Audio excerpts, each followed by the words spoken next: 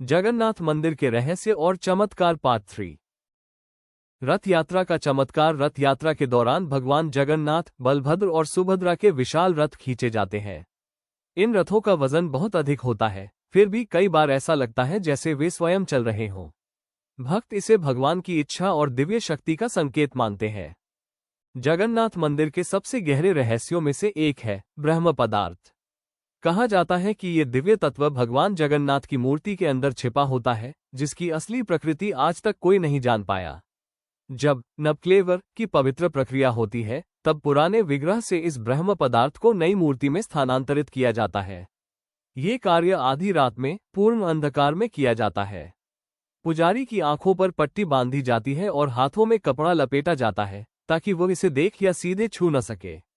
मान्यता है कि जिसने भी इसे देखने की कोशिश की, वो इस रहस्य को सहन नहीं कर पाया। इसलिए ये प्रक्रिया पूरी तरह गुप्त रखी जाती है। भक्तों के लिए ये केवल एक विश्वास नहीं, बल्कि भगवान की जीवित उपस्थिति का प्रमाण है।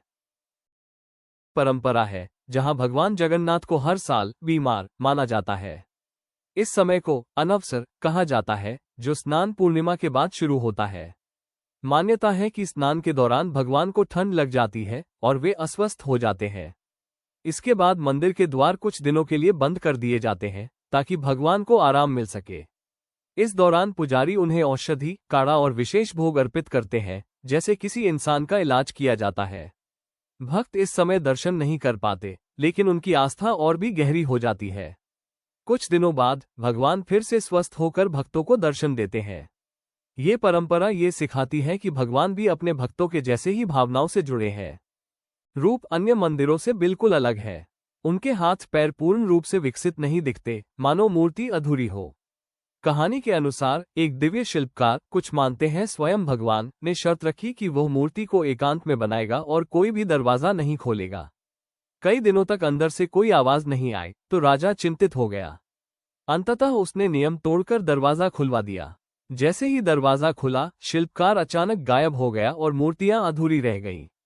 राजा को अपनी गलती का एहसास हुआ, लेकिन तब तक देर हो चुकी थी। उसी अधूरे रूप को ही दिव्य मानकर स्थापित कर दिया गया। आज भी यह रहस्य भक्तों को ये सिखाता है कि भगवान का रूप पूर्णता से परे है। जगन्नाथ टेम्पल में सदियों से एक विश्वास जीवित है, यहाँ के नियम कभी नहीं टूटते। हर परंपरा, हर अनुष्ठान समय पर और उसी विधि से होता है, जैसा पूर्वजों ने तय किया था। कहा जाता है कि एक बार एक पुजारी ने जल्दबाजी में एक छोटी सी विधि छोड़ दी। उस दिन मंदिर का वातावरण अचानक बदल गया। दियों की लौ अस्थिर हो गई, घंटियों की ध्वनि धीमी पड़ गई और सभी को एक अजीब सी बेचैनी महसूस हुई। पुजारी को अपनी गलती का एहसास हुआ। उसने तुरंत वापस जाकर वही विधि पूरी श्रद्धा से निभाई। जैसे ही अनुष्ठान पूरा हुआ, सब कुछ फिर सामान्य हो गया। दिए स्थिर जलने लगे, घंटियां फिर गूंज उठी। तब से यह मान्यता और भी मजबूत हो गई कि यह नियम केवल परंपरा नहीं, बल्कि स्वयं भगवान जगन्नाथ की इच्छा है। ऐसी रहस्य जानने के लिए पार्ट 4 देखिए और लाइक एंड सब्सक्राइब।